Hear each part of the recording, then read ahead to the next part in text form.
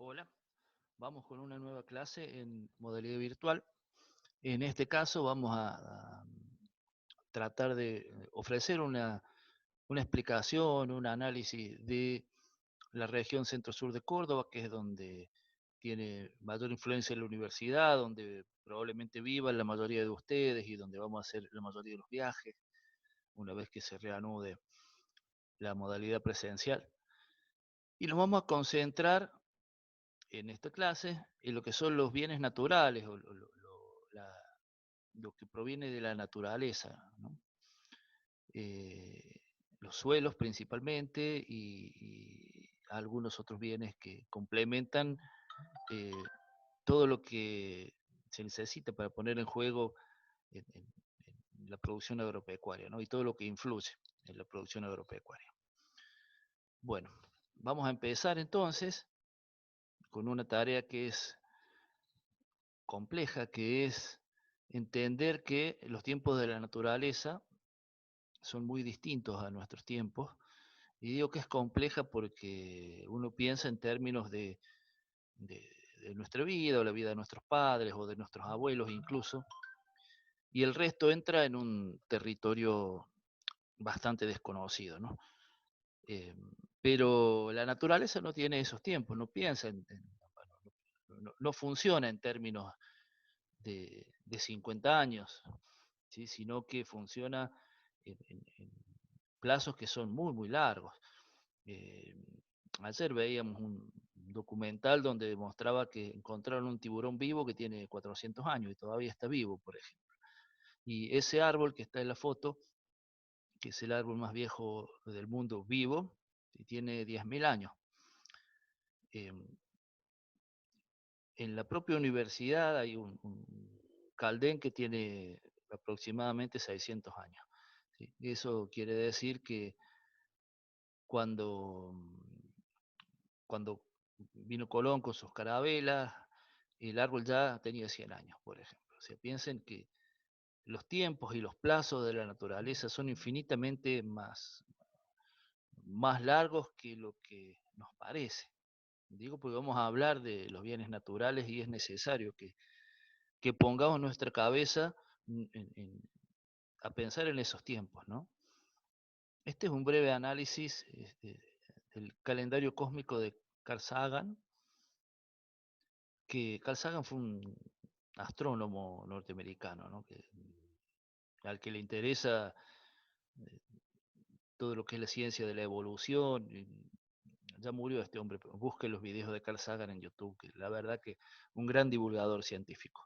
Y él tomó como si del momento del Big Bang hubiera sido el 1 de enero y llevó todo el tiempo a compararlo desde el Big Bang hasta la actualidad como si fuera un año y en qué plazos hubieran ocurrido las cosas. Del Big Bang hasta la actualidad a plazos de un año. Y fíjense que realmente los plazos son enormes, ¿no? Si esto fuera un año, recién en marzo se hubiera formado la Vía Láctea, nuestro planeta recién en agosto, la primera célula en septiembre, los primeros organismos multicelulares recién en noviembre.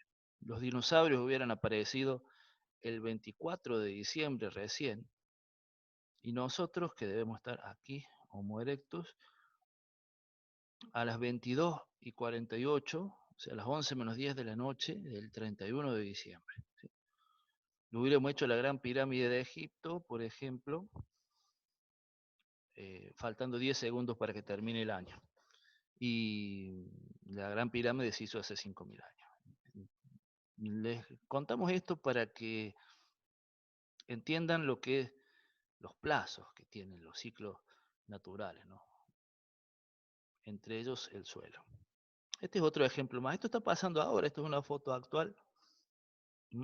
Se está dividiendo el África, no sé si lo escucharon, pero se está dividiendo en dos.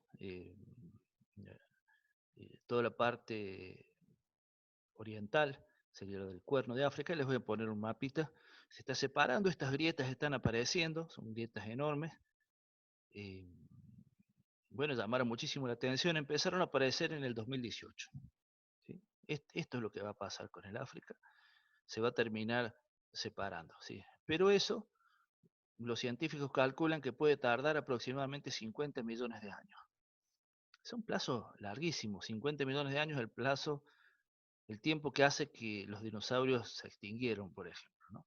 Entonces, esto que uno lo ve estático, porque uno es un ser humano que tiene una vida corta para los ciclos del planeta, no está estático, todo se está moviendo, todo está cambiando, pero a veces los cambios son a un plazo que, bueno, nuestra vida no logra percibirlo, ¿no? Eh, Ahí vamos a ir al suelo. Esta introducción es necesaria para que piensen en los plazos, por ejemplo, que se forma un suelo. Nuestros suelos, sobre los que cultivamos, para formarse 1 centímetro de suelo, han tardado entre 200 y 300 años, por ejemplo. ¿Sí? Esta es la zona de la que vamos a hablar, particularmente en la clase de hoy. La zona que está, bueno, podemos decir, aquí está la provincia de Córdoba, centro-sur de Córdoba, y nos vamos a expandir un poco para entender mejor el análisis. Vamos a pensar en los suelos y en dos variables climáticas. Son muy particulares, la lluvia y la temperatura. Tengan en cuenta que las características de estos suelos, la capacidad productiva de estos suelos, se encuentra solamente en 4 regiones del mundo. Una es esta, otra es Estados Unidos y parte de Canadá, otra es en parte de Rusia y Ucrania, y la otra es en China.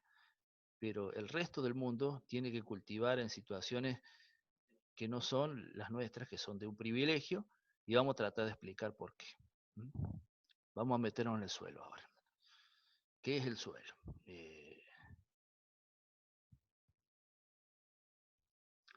Estas son las capas del planeta Tierra, como si fuera una cebolla que uno le puede sacar las capas, ¿no? Tiene 6.370 kilómetros de radio. Lo que ven en verde es la corteza terrestre, que es donde ocurren todos los fenómenos o casi todos los fenómenos que conocemos, propios de la geología, ¿no? Pero el suelo es solamente una pequeñísima parte de esa corteza terrestre. La corteza mide entre 7 y 70 kilómetros, eh, entre 7 kilómetros en las fosas marinas y en 70 kilómetros en las zonas más montañosas, ¿no? El tamaño de la corteza, no el tamaño de la montaña. Y el suelo es solamente, fíjense, el 0,005% de esa corteza. El suelo es una capa delgadísima, muy, muy delgada, muy frágil, que permite toda la vida terrestre. Todo lo que está vivo sobre la Tierra es porque existe el suelo. Esa capa tan delicada y tan chiquita, tan finita. La mitad del suelo no es sólido. Uno está acostumbrado por ahí cuando ingresa a una carrera universitaria en pensar el suelo como un espacio más vale compacto y sólido, pero está lejos de ser eso. El suelo es poroso. La mitad del suelo es espacio poroso. Y ese espacio poroso puede ser ocupado por agua o por aire. Es vacío. ¿Sí? Son poros que cuando llueve se llenan más de agua, y cuando hace mucho que no llueve están un poco más ocupados por aire, si bien siempre hay algo de agua y siempre hay algo de aire. Después hay un pequeño porcentaje, pero que es importantísimo, que es la materia orgánica, que va entre un 2 y un 5%, y el resto es lo que conocemos como mineral, lo que es las arenas, los limos y las arcillas, que es la parte que uno toca del suelo, ¿no? A lo que en general se le llama suelo, pero es un componente nada más del suelo. Y esa conformación, esa forma es como una esponja del suelo, permite que tenga vida, tiene muchísima vida. ¿Sí? Si no existieran esos espacios, esos poros, no podría haber vida, no podría acumular agua, por ejemplo, no podría acumular o,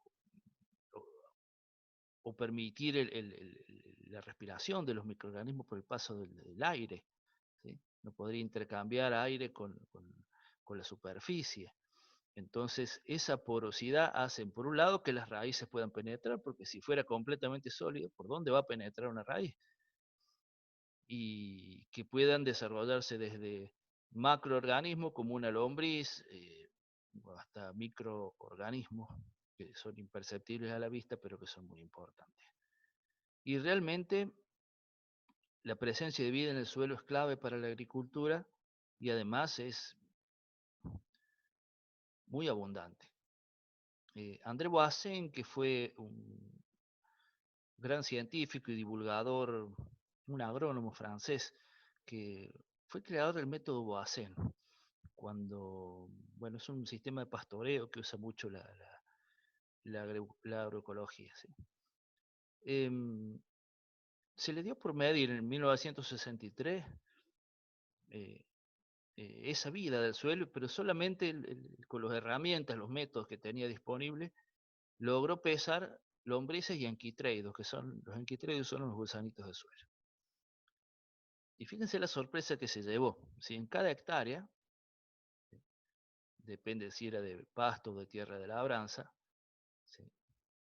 Había entre 2.000 y 500 kilos de lombrices y anquitreidos. ¿Qué significa esto? Que, por ejemplo, una hectárea de pasto ganadera, ¿sí? Que tenía en aquel lugar tenía cerca de 2 vacas por hectárea de carga animal, eso sería un peso aproximado de 1.000 kilos, había 2.000 kilos de lombrices, o sea que mucho más vida en peso. Esto mismo ocurre en nuestros campos ganaderos si lo pudiéramos pesar, ¿no? En los campos ganaderos que no usan agroquímicos. La vida debajo del suelo es muy, pero muy abundante. A eso le tenemos que sumar, ¿sí? Los microorganismos, bacterias, hongos, protozoos, actinomicetes, bueno, muchísimos, que bueno, cumplen un rol clave en el reciclaje de los nutrientes, la solubilización de los nutrientes, y, y son importantísimos y depende del manejo que se haga, pueden ser más o menos abundantes, pero en un buen suelo se estima que si uno toma una cucharada sopera, pueden vivir alrededor de 6.000 millones de microorganismos en cada cucharada, imagínense la cantidad de microorganismos que hay en un campo bien manejado. Y esta es la parte granulométrica. Esto es clave para entender cómo funciona el suelo, ¿no? Aquí ven, si se fijan el tamaño relativo, este es grava o piedrita, pedregullo. Esto ya es el tamaño de un grano de arena. La fracción mineral dijimos que estaba compuesta por arena, por limo y por arcilla. Esto es un gramo de limo, un grano de limo.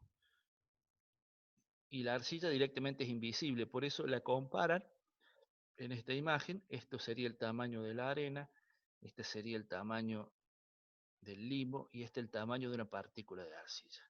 Es muy chiquitita, muy livianita, por eso vamos a ver que cuando se formaron los suelos nuestros, las partículas que formaron la arcilla, que eran muy pequeñitas, viajaron más lejos. Ahí lo vamos a ver. Acuérdense de esta imagen.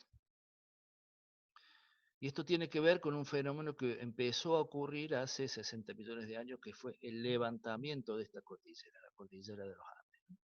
Que antes no existía.